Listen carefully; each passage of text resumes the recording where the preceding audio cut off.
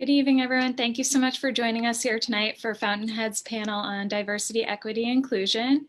My name is Lee Furtado. I'm one of the board members of FountainHead, Rhode Island. And before we jump into the panel, we just wanted to give you a little background on our organization. The goal of FountainHead is to bring together like-minded individuals with a similar passion and ambition for moving Rhode Island and our larger community forward. We are a 501c3 not-for-profit organization, and we're approaching about 1,000 members in New England and beyond. We bring together our members throughout the year for various panel events on educational topics. Past panels have included financial literacy, sustainability, the arts industry, corporate culture, and most recently, technology and uncertainty and the new normal. All of our panel events also include a networking component, since connecting people across industries is at the core of what we do here at FountainHead. And throughout the year, we also spotlight different individuals and community organizations that are doing innovative things in our communities, and we do that through our email list.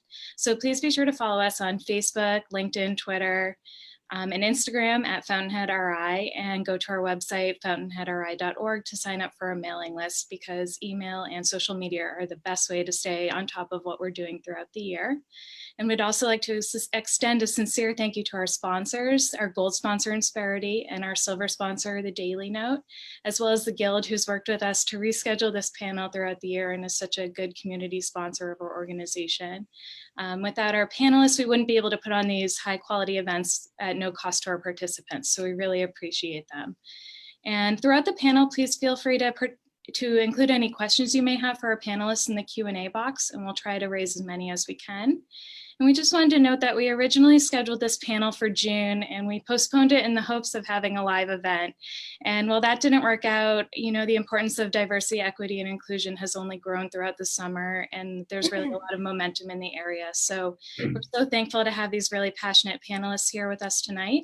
And on that note, I'm going to turn it over to my fellow board member, Cassandra McGlone, to introduce our panelists. Thank you, Lee. As she mentioned, my name is Cassandra McGlone, and I am on the board of FountainHead, Rhode Island. I'm very excited about today's panel event. I'd like to introduce you all to Candace Waterman. She is President and CEO of Women Impacting Public Policy, which is the nation's largest nonpartisan public policy organization for women and minority entrepreneurs. Candace is a passionate advocate for diversity and inclusion, mindful leadership, and multi-generational talent management. On our panel today, we have Kobi Dennis, Director of the Princess to Kings Youth Mentoring Program and Manager of Culture and Diversity and Inclusion for the Greater YMCA of Providence. We also have Theresa Moore, Founder and President of the Tea Time Productions, and Ilhiana Rojas, Founder and CEO of BeLIVE Coaching. As Lee said, please, we encourage questions, so feel free to use the Q&A box at the below your screen to ask any questions, or through Facebook. And with that, I will hand it over to Candace. Thank you so much, Cass. I appreciate it. Welcome and hello, everyone. Welcome to our discussion. I am Candace Waterman, President and CEO of Women Impacting Public Policy, more lovingly known as WIPP. I would like to take a moment and thank David Almonte, Jason Dozier, FountainHead, Rhode Island, and all of the team and the sponsors for inviting us to have this very important discussion this evening.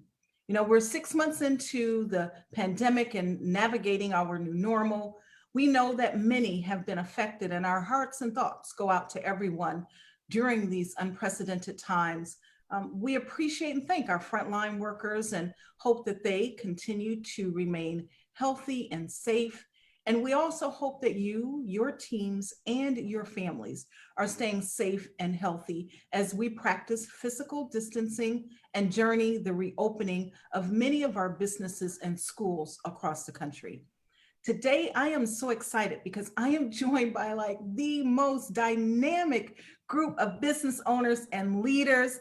We have Kobi and Theresa and Ilhiana, who will introduce themselves in just a moment, but want to remind the audience to please make certain that you ask questions. We want this to be interactive, so keep them coming to us.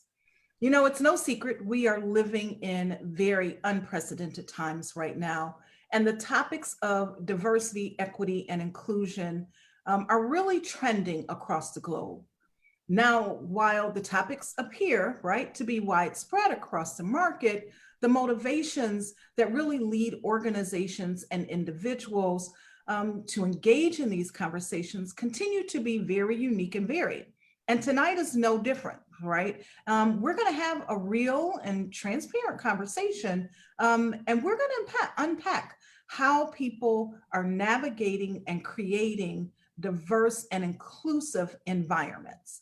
So, my fellow colleagues, of course, I've gotten to know all of you. However, there are some folks on the call and who are participating who aren't familiar with you.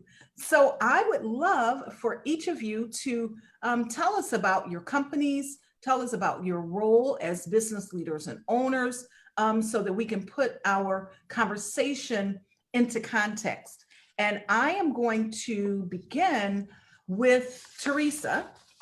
And I want you to know, before she even says something about herself, Theresa is an amazing guru in the civil rights movement, as in terms of racial integration into the country through pro football. She has actually a pilot that's on iTunes and Amazon, and she is also a visiting professor of diversity and inclusion at Providence College. So Theresa, will you please tell us a little bit more about yourself? Okay, well, Candace, excuse me, thank you for having me. And I'm very excited to be here tonight and with my fellow panelists. I'm very excited to hear their remarks. And thank you to everyone that joined us this evening. As you mentioned, I am president, founder of Tea Time Productions. Tea Times is a media production company where we focus our work on telling the stories and histories of marginalized and excluded demographics. So whether that be women, people of color, people with disabilities, different religions, we really are focused on making sure that these histories and contributions come to light.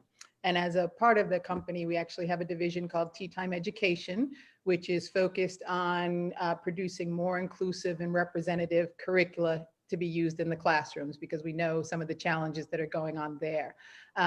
Recognizing that you can create curricula, but you also have to teach people how to engage and use it and have discussions around it. We actually do professional development and training sessions for administrators, teachers, staff, K through 12. And then, as you mentioned, I'm the visiting professor of diversity and inclusion at Providence College. So I teach in 4 different programs there. And then I work with fellow faculty on their pedagogical practices to make them more inclusive, diverse, and equitable. Well, I am not certain when you sleep, but I'm sure you have to in order to be rested to do all of those things that you are doing.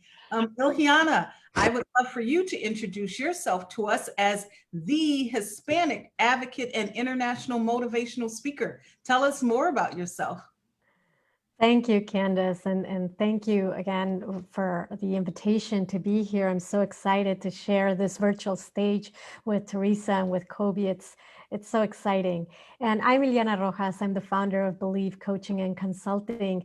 And our mission is to enable inclusive and purpose-driven leaders and employees, which results in greater organizational resilience, richer innovation, higher employee engagement, and overall improved performance. And we specialize in leadership practices, diversity and inclusion practices, and coaching, and just helping people and then professionals, mostly in corporate environments, to really embrace who they are and become their best selves so that they can achieve their full potential. And this is based on my 20 years of global corporate experience, leading, coaching, and mentoring teams into success. Now, in addition to that, like you mentioned, I'm passionate about advocating for Hispanic community, being from Mexico myself and moving into Rhode Island 9 years ago. And to be able to embrace that, I'm a board member of several organizations focused on the Latino with women and people of color, but with special focus on Hispanic communities. So I work with ALPHA, the Association of Latino Professionals for America, which is one of the largest Latino organizations, and the Boston chapter. We just got the award for Chapter of the Year. So definitely a lot of great work that my team has done there. And I'm a part of the board of several other organizations, always focused on their diversity and inclusion practice and helping Latino professionals, grow and be the best they can be. Well, thank you so much and congratulations. I know Alpha very well. Congratulations on being named the Chapter of the Year and all of the work that you do for the Latinx company. We appreciate that. And now I'm going to turn it over to Kobi, the community guy. But before I turn it over to him, I have to tell you, thank you for your service. For all of our servicemen and women who are participating with us this evening, we realize that freedom is not free. And so we thank you and your families for your sacrifices. So Kobi, thank you. And tell us about all of the work that you are doing, community guy. Well, thank you, Candace. And yeah, I'm a very proud veteran. So thank you for that. And I'm very excited to be here with Ilhiana and Theresa because this is a great space, and I'm looking forward to a great conversation. As a community guy, they call me. I do everything community based. So as the Culture, Diversity, and Inclusion Manager at the YMCA, I'm trying to focus on bringing the community in. Now, the YMCA has always done that for over 150 years, but I'm trying to change the dynamics when it comes to color. I'll be very frank, the YMCA Greater Providence could use some more diversity, and that's part of my job. But with that, I've been doing this type of work for the last 20 years when it comes to law enforcement, when it comes to youth, all of the cornerstones of community. And law enforcement, I really want to pinpoint on that because a lot of people, because I fight and because I have Black skin and because sometimes I'm loud and a little bit crazy, they may think that I'm opposed to law enforcement, but I'm not. I'm opposed to bad law enforcement. So as a community member, as a community leader, that's one of the things I've been fighting for and been at the forefront of, changing the culture of policing and changing the culture of people that are thinking differently about police. So here, I want to get into that conversation. I don't want to hide away. I don't want to shy away from it. And I'm going to stop there because I'm ready to get rocking and rolling. I appreciate it. And, I appreciate you sort of teeing us up for saying that we are going to have real and honest conversation. And that's what this is all about, right? From the different spaces that we're in and the drivers that we have, right, within business and our community. And so I am excited and I appreciate it because I am going to ask you about that work that you're doing a little bit later on with us. So I clearly want to thank you all for sharing, right? As you can see, we have a vast array of knowledge and all are experts, right, in their own field and in their own right. To provide you a real quick update about like who WIPP is. WIPP is the National Nonpartisan Organization on the Hill for Women in Business. If you think about us as ACE, ACE, that's Advocacy, Community, and Education.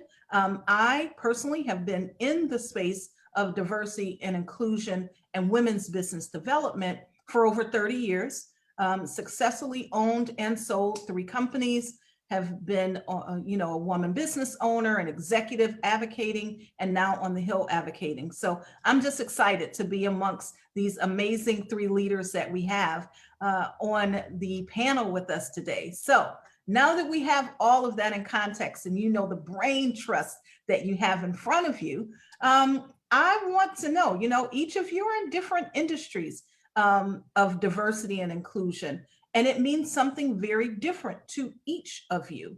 Can you share how the current race relations landscape is affecting the work that you do? And Ilhiana, I would like to start with you on this from the Latinx perspective. Sure. And not only from the Latinx perspective, most of the work that I do is in corporate environments. And for many, many years, I think many companies have seen diversity and inclusion or have added diversity and inclusion practices as part of their CSR, their corporate social responsibility goals. Unfortunately, they're sort of dormant priorities with not a lot of focus on them, and other priorities always staying in the forefront. And this year, particularly with everything that's happening, the good news is that we're seeing a significant increase now on action and intentionality on now turning those goals from something nice written on a piece of paper somewhere to actually making things happen, which is really good on the one hand. However, there is still a long way to go, and we're still seeing, at least from my end, what I'm seeing is the companies that are fully embracing, they're clearly doing a lot of things and putting budgets behind it, training, really making a difference in trying to have a more diverse and inclusive workforce throughout their organizations, while other ones are starting to gain awareness, starting to try to understand. However, it feels more like a checking the box kind of, it's a trending topic. I need to get this, for whatever the reason, but there's not enough strategy. There's not enough long-term vision and intention in terms of setting, more longer and sustainable strategies in place to make sure that this is not just a one and done thing. But at least we're starting to see some traction, and we're starting to see an increase in looking and hiring for diverse candidates across different levels of the organization, which again is a good thing. And the other thing that I'm also looking at is an increase in promotion of people of color in leadership positions. And we're seeing that more and more, especially the last couple of months. We're seeing that being, posted in social media and really making a lot of noise. So again, traction is happening, which is good. Still a long way to go, but at least we're now seeing those goals turning into a little bit more than just something on a piece of paper. Absolutely. I love what you said about the intentionality piece. As I think about diversity and inclusion, I say, diversity is being invited to the party, inclusion is being asked to dance, right? So it is intentional from that perspective. Kobi, I know you have a lot to say about this, and it's affected you in a very different way. Can you talk about that with us?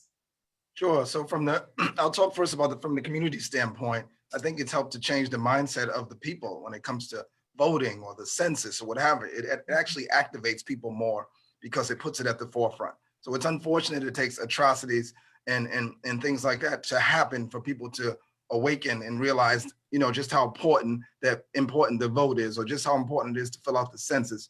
Things like that are what I'm seeing. I'm seeing a shift, and a shift that I like. I'm excited. There's some action going on out there. We're much more than a hashtag. And, and I don't like to down those because I know we use those for business. But when it comes to people's lives, hashtags and describing things in the micro sense, we're bigger than that. These are macro problems. I think about microaggressions. Everybody's like, oh, I didn't know I said that. Well, when it happens over and over, it's no longer micro, it's macro. And you did know you said it because you said it yesterday and the day before. So just kind of pinpointing those things and bringing those to the forefront. So as far as the YMCA goes, we've been very intentional about what we've done and what we have not done. For instance, when George Floyd was murdered, the community wanted answers. They wanted organizations like the YMCA to come out with these, long slogans, paragraphs about how they feel sorry and how they're joining hands. But because of my position, I was able to go to the CEO and say, we're not putting out a statement because we're not there yet. We haven't done what we're about to say. And I don't want to be a part of that. So I stood strong with that. And in the end, believe me, we caught a lot of backlash for it, for not coming out with something, because big organizations were coming out. I don't need to name them. They were all coming out with all these beautiful, well-written apologies to the Black people, and we're sorry this happened, but yet the same people are at the boardroom table. The same people are being hired. The same people are being left out. So that's why we didn't do it. And then about 30 days after, and we thought about it, and we actually reevaluated and talked about it with the staff and talked about it with the community. We actually came out with a statement that was sincere and heartfelt, and I could stand behind it. So I believe, what's happening has affected me. And it's affected the community and it's affected the company I work for. So we're moving forward. Absolutely. And I applaud your leadership on saying it's not time yet. Let's do it when it's right. You know, slow and right over fast and wrong always works, but we don't always think about it in that manner. So I applaud that with you and the YMCA.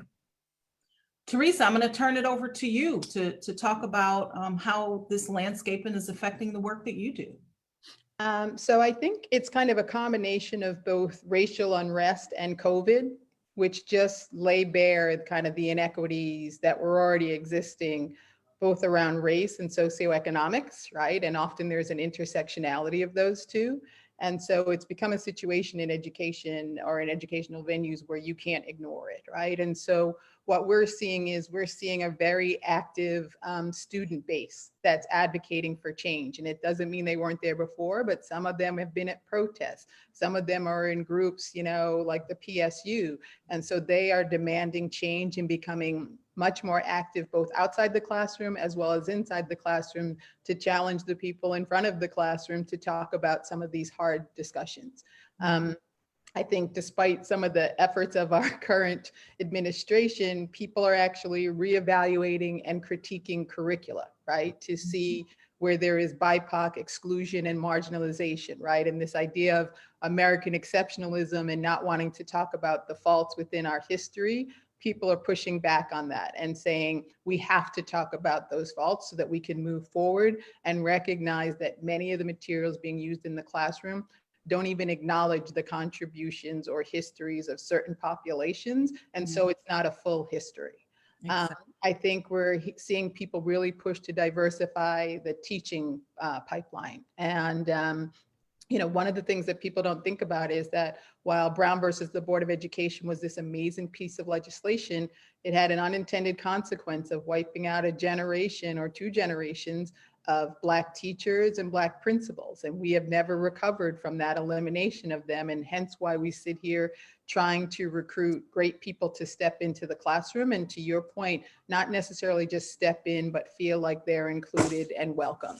I think, you know, I do some work with white teachers and in primarily white school districts, and they're grappling with how do they even handle these conversations when they're talking to parents or families of color, but then also to white parents who might not be on board with the conversation or don't see the issue or don't see how it impacts them.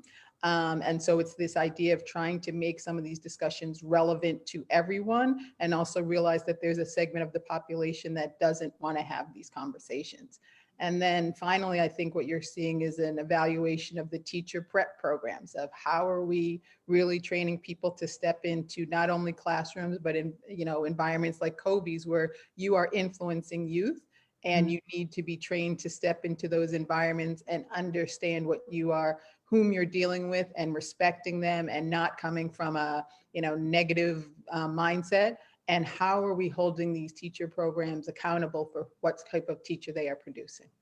Wow, I just think about everything that each of you have said, and sort of these 3 A's come to mind for me, right? Accountability, allies, and action, right? And those are the things that we are seeing. More accountability. We're building different allies than we ever have been that, right, are speaking up.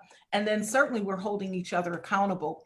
I have 3 questions, and it's awesome because it's one for each of you. So I'm going to ask you those so we can have some interaction from our audience. Kobi, I'm going to start with you.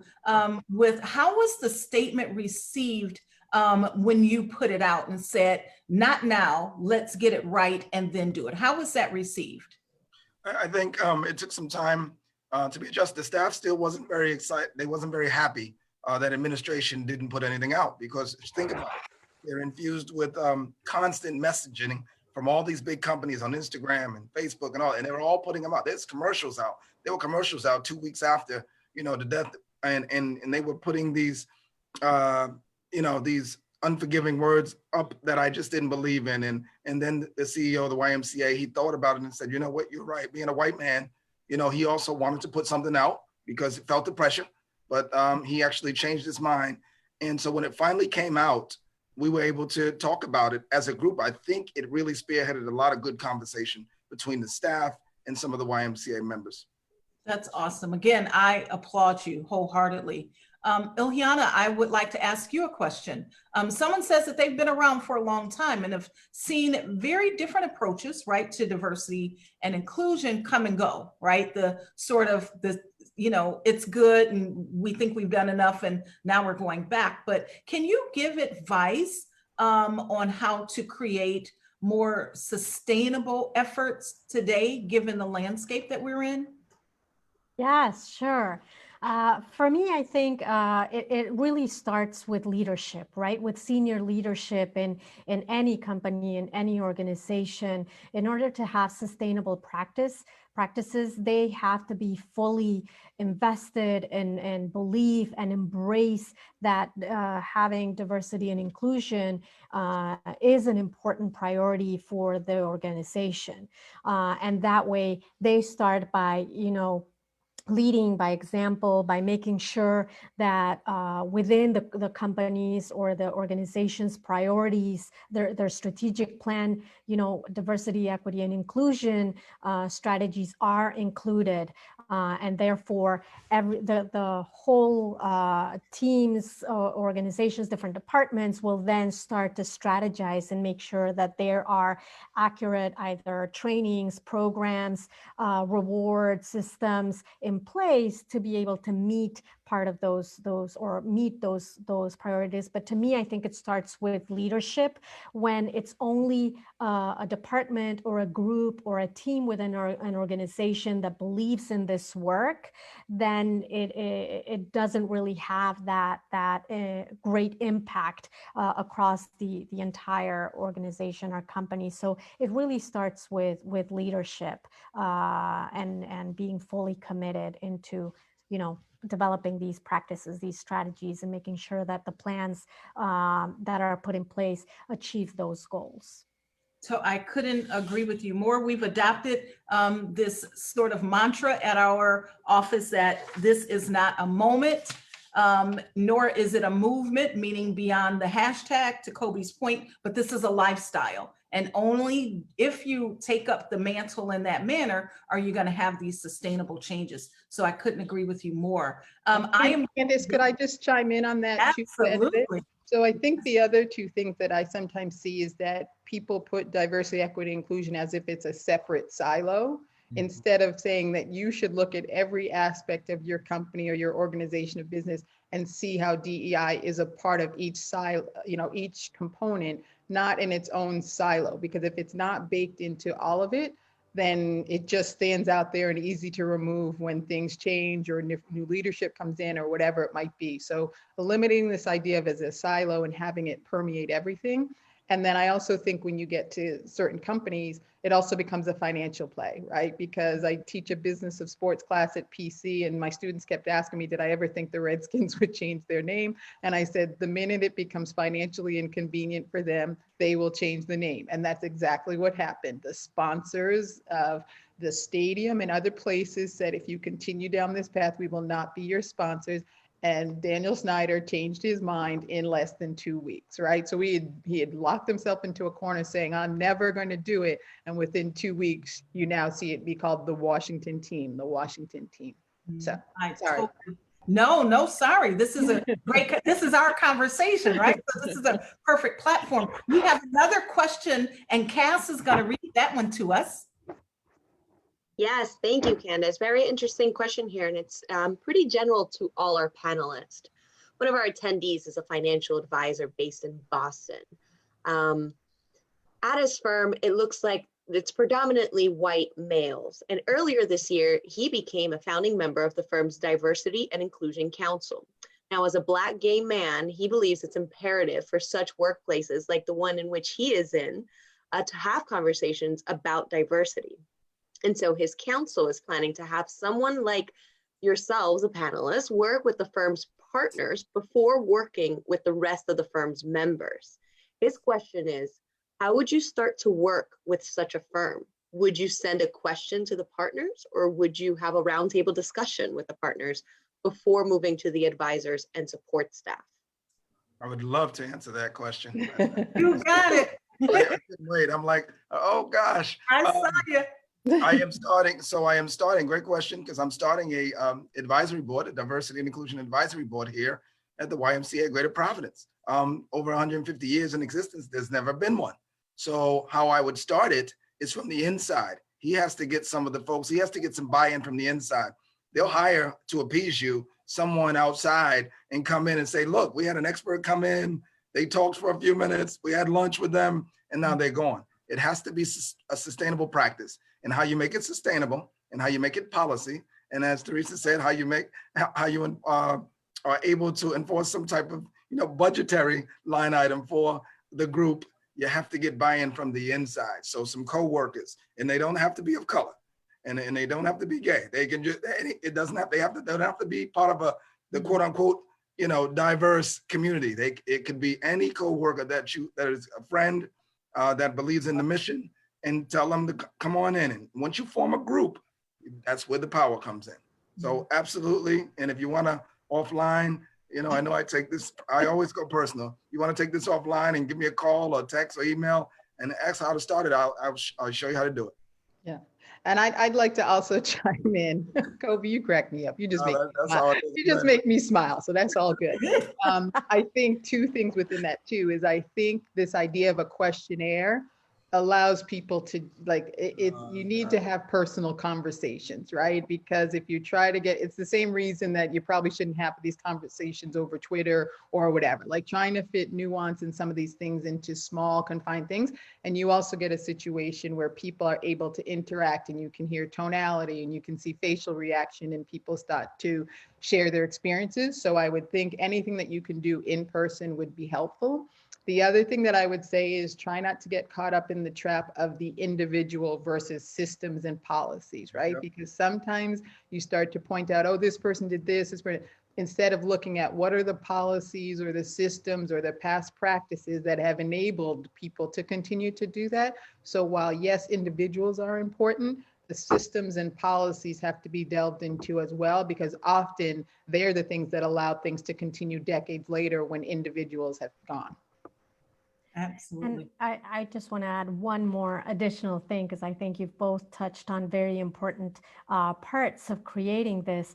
And it's also about rewarding inclusive practices, right? And in a lot of cases, people are allies, are open, and they want to create change. They want to be a part of it, but they're not really sure how, or they have, things that they have behaviors that they're not aware of. So when you start being a little bit more, encourage those trusting environments, encourage those trusting climates by rewarding those inclusive practices, and showing, if you continue down this path, we're all going to be better together. I think that also starts to help into people feeling more comfortable being themselves, being more comfortable about speaking up, being more comfortable about, saying what is, I don't want to say what's right from wrong, but just saying, what's more inclusive and what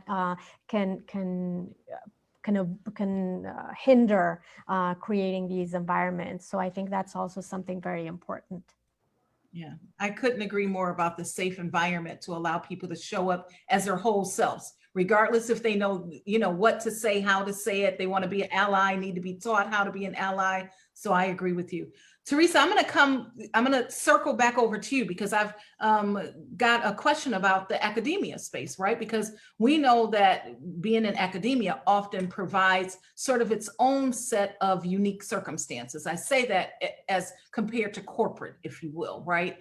So can you talk to us about how we can shift the conversation, if you will, where we are addressing these hard questions while respecting differences and trying to eliminate this unconscious biases, if you will? And I know that's a loaded question, but I know you have the answer to it. So I think first and foremost is just acknowledging that the history of education is built on having biases, and who's considered academia or who's considered knowledgeable around certain things, or whose papers are valued more than others. So part of it is just understanding that the system itself is built on a predication of certain people having more credibility around certain subjects, whether that's true or not.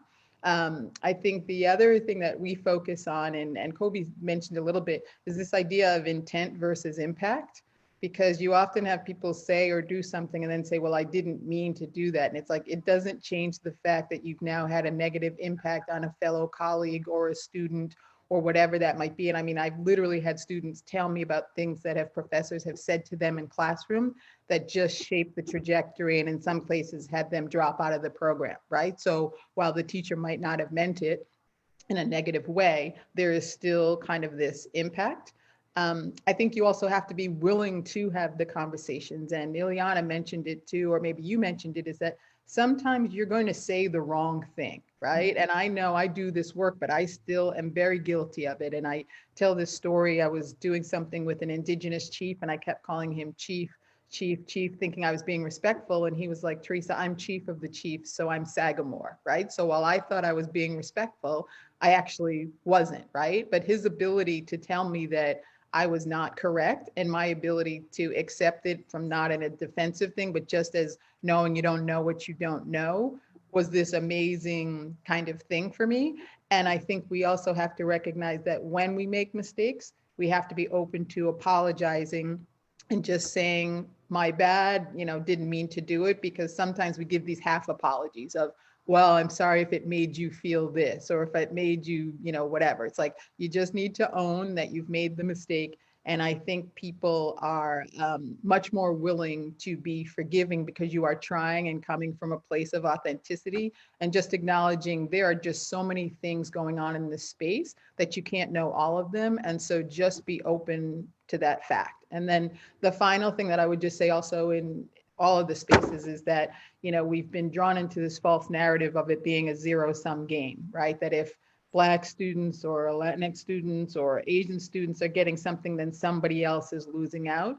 And that's not the case. We need to get out of that mindset that if someone's winning, someone's losing, and instead figure out how can we bring it all to bear, whether you be students, faculty, whatever it might be. Absolutely. I couldn't agree more, especially about being open to take accountability for what you said that you didn't realize.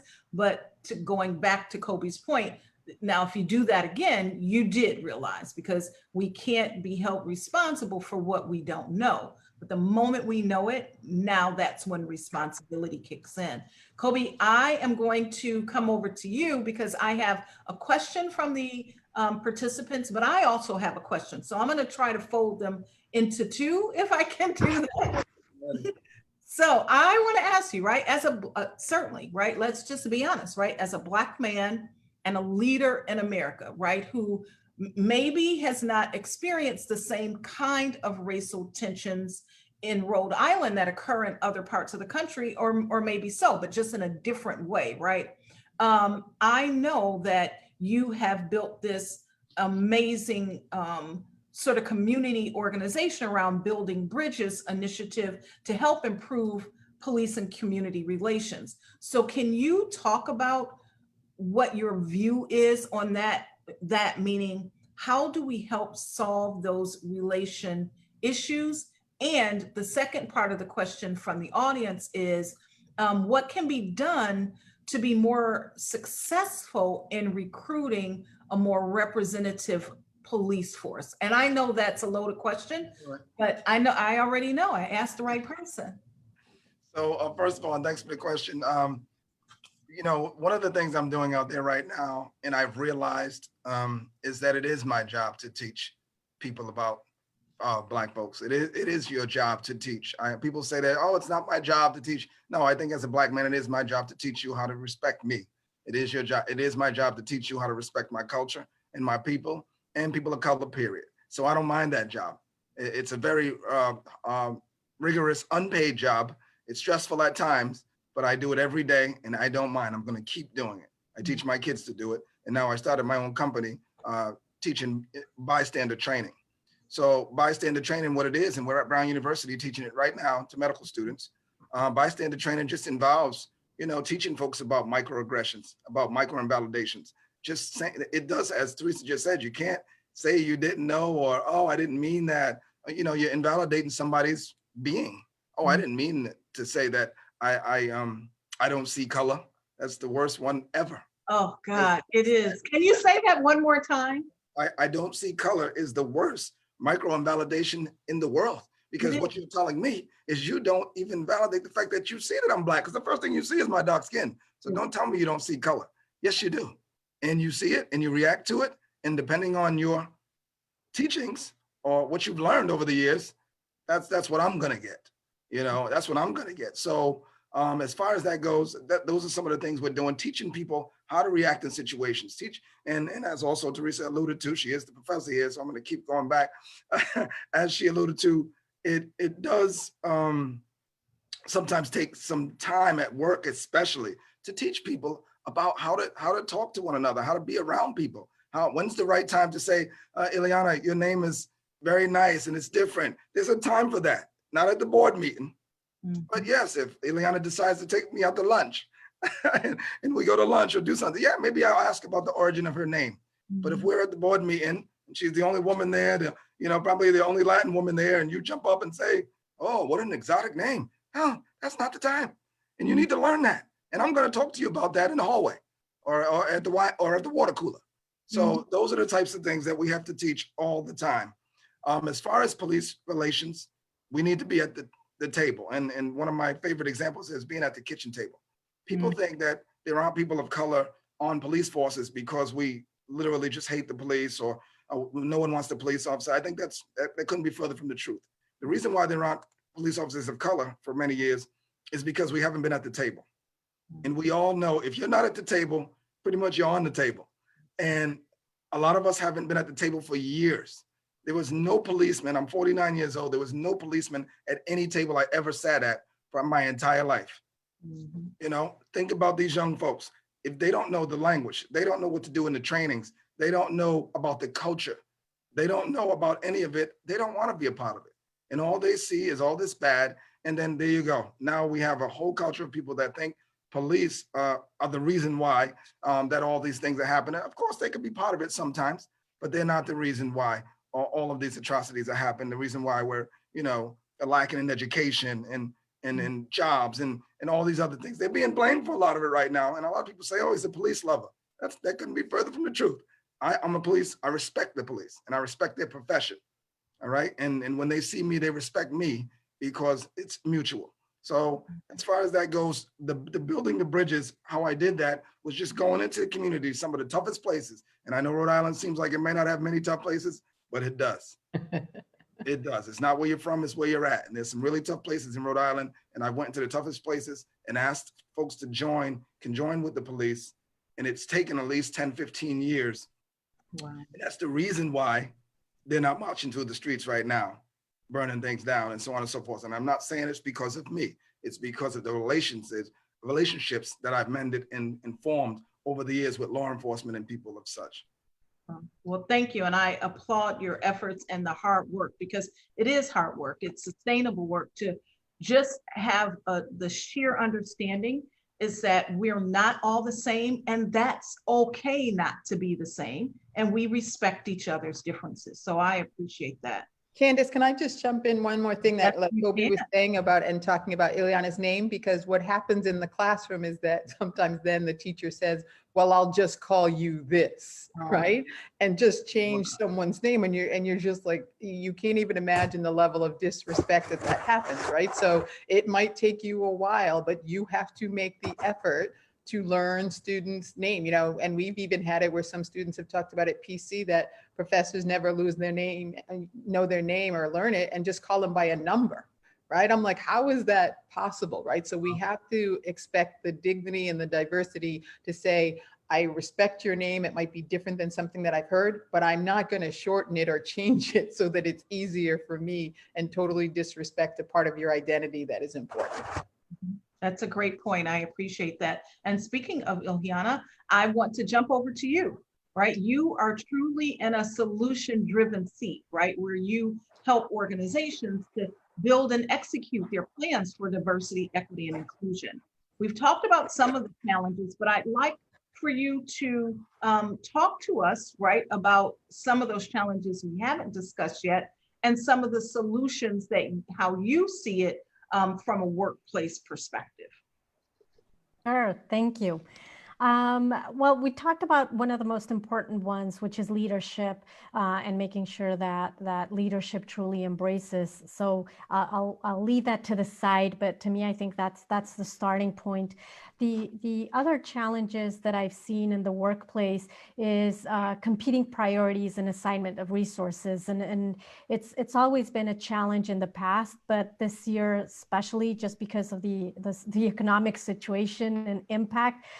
We're seeing it even more, that on the one hand, some organizations and companies believe that they need to continue to embrace and support this work within the workplace. However, then they say, but figure it out, right? Because, you know, you have 20% less budget, or there's other competing priorities because the business needs to keep going, or other things. So there's not a synchronicity in terms of, or an alignment in terms of, we believe that this is the right thing to do.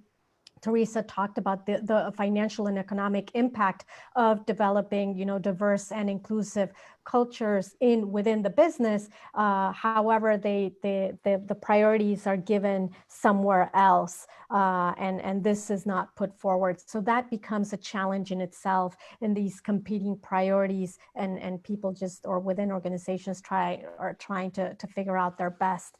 And then the other thing that I've seen is you might have the leadership in the right place, you might have the assignment of resources and competing priorities in the right place, so that everything works. But Kobi mentioned it about, you know, the commitment and the buy-in throughout the organization.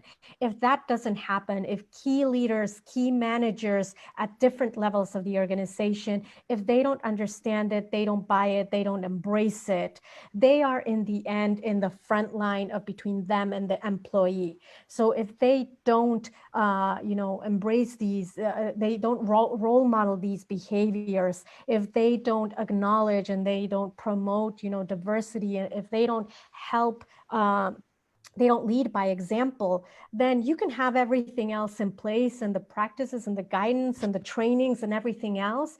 But in the end, and we've seen in a lot of places, people will leave for a bad manager, and it doesn't matter anything else. So that becomes an important barrier, that commitment from those key leaders throughout the organization to really make sure that that culture is really embraced and it's really built within. So, and there are many others, but I would say the ones that I see that are most common, and that need to be, there need to be solutions that tackle those specific challenges are the most important ones.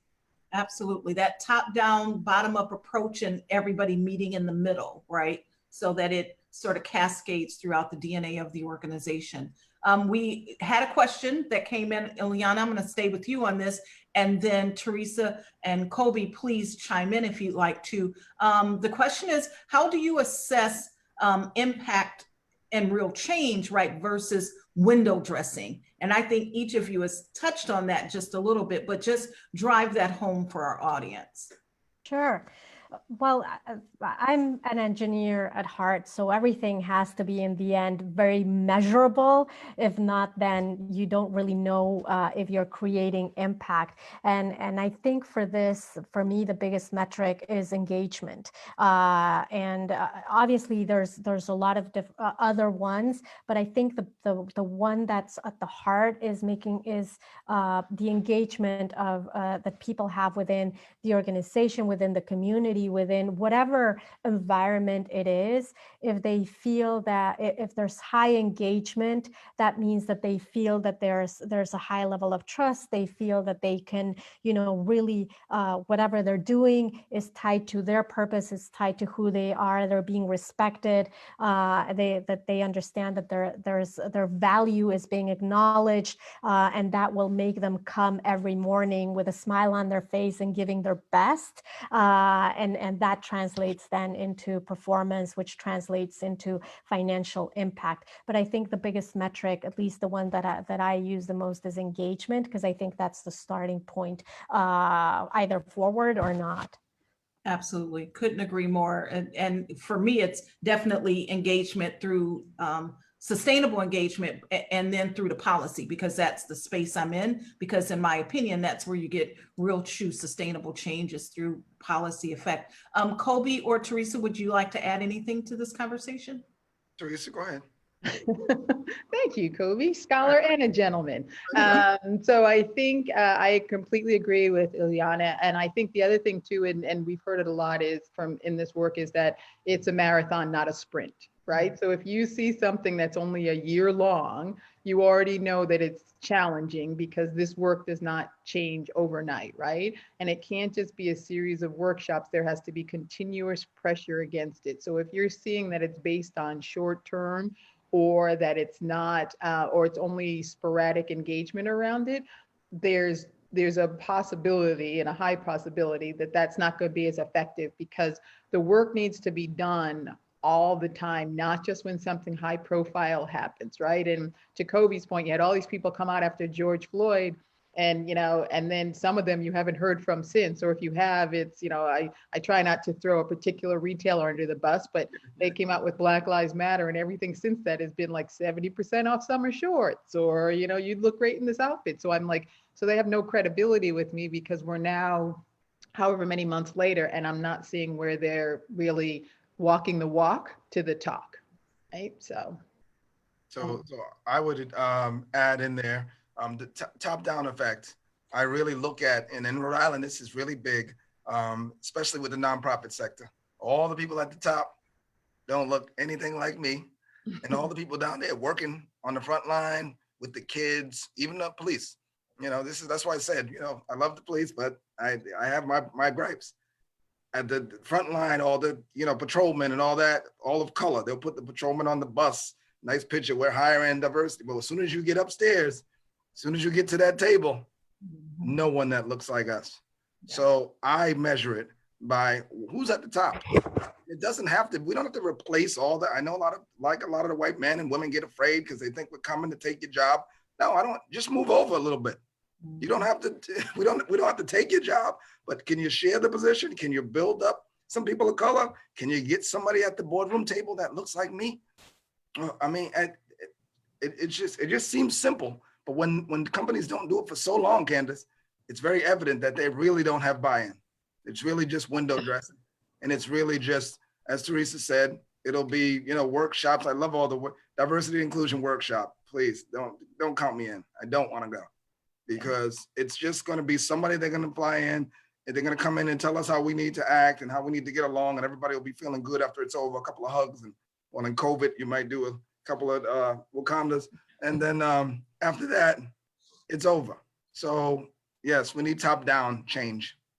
I agree, and I'm going to say this, which is really reminiscent of what someone else said in our chat, is even having us having a seat, right? Meaning diversity, some diverse person, right. They've got to use their voice. They've got to use it appropriately, and they've got to keep it, right? So we can't just have a seat just to have a seat, right? A placeholder. It's got to go back to what we said earlier, right? Accountable, actionable, right? And real, not, to your point, just further window dressing with diversity, right? It's got to be someone who is really going to take up the mantle and is having a tough conversation and ensuring that we've got some change. Right. But I would also say that it can't be expected, because I'm on some boards where that person is always the person that has to bring it up, right? Because it becomes draining. And so we have to have it where our fellow allies and other board members or whatever also are the ones willing to have that conversation, because you don't want to be the person that always has to call it out. And I will be, so that it doesn't get left unsaid, but it becomes draining to always be expected to be the only person to bring it up when it happens. I can't agree more. Is that, if that isn't me, I don't know what. I'm like, sometimes the whole room will just turn like, is Kobi gonna say something? And like you said, I take that teaching seriously, and I say, yeah, I am going to say some matter of fact, even though I would hope that, that the Spanish guy down on the other side of the table, or the black guy or the Asian girl would say something about these minority issues, but sometimes they're not comfortable. So that's why I continue to teach about it. And because we all have to say something. It is very tiring, actually, very. I couldn't agree with you more. I think that everybody knows I'm a true solution-driven person, and I want to leave our audience, right, with some sort of positive pearls of wisdom. And Theresa, you teed this up really perfectly. In our last 5 minutes, for each of you, I want to ask, how do we, as people of color, all of us around this table, right, that we're around, how do we engage or create our allies, right? So we're not that only voice, right? In this much needed work to end systematic injustices that are occurring, be it in police and education and technology and whatever it is, but how do we help to create and engage those allies so that they can help us in the workplace, in the boardroom, in academia, and policy. Theresa, I'll start with you because you started the conversation, and then come on around our table and wind us out. That'll teach me to be quiet, right? So, so I think, because part of it is I step into this space realizing that many people were never taught or never had these conversations. And if anything, they were told that it was taboo. So people did not develop the skills to kind of have these difficult conversations. So I have to step into it knowing that.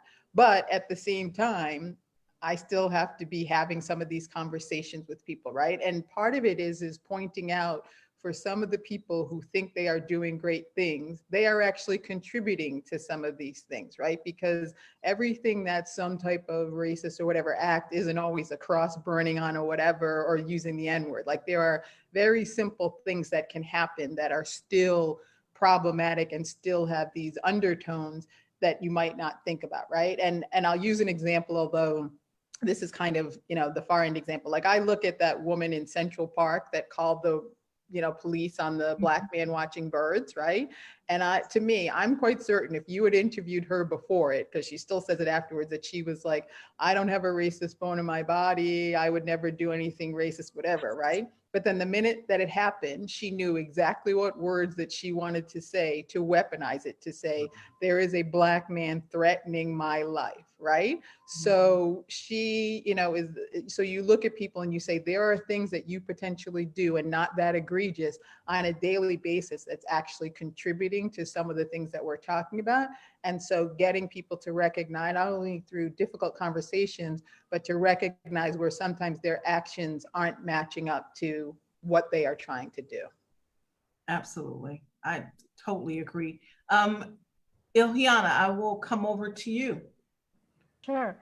I echo everything that Theresa said, and I would like to add that for me, it's continuing to build our network outside of our traditional sort of circle, because it's heading into these other cultures, other spaces, other people that are different from us that will help us, one, understand the world that they're seeing, on the one hand, to be able to create those bridges so that then we can then share the world that we are seeing through our eyes and have that more productive conversation. But I think it starts with acknowledging that the work starts with us reaching out to people and groups that maybe we wouldn't normally work with, or we wouldn't normally relate with, so that we can continue to build those bridges beyond our natural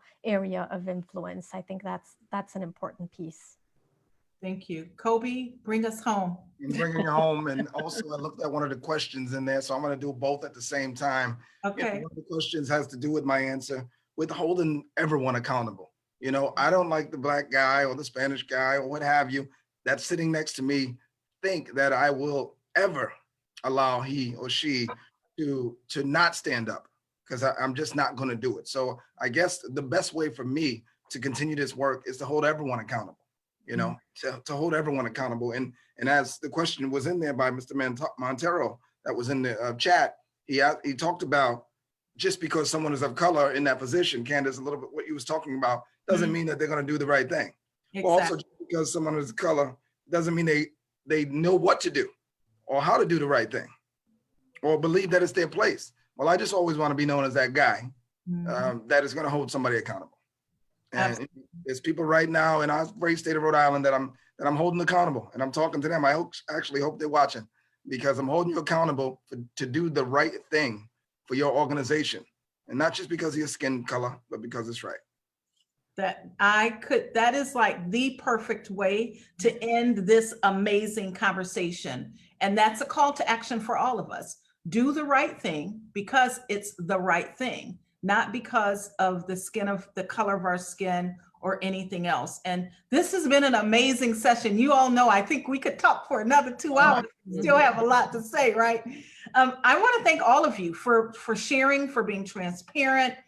Thank you to FountainHead RI for having us again. And as I close out and turn this over, I want to remind everyone, it takes all of us in this environment that we're in. So please support your local businesses, restaurants, cleaners, gyms, whatever it is, or to carry out, buy a gift card.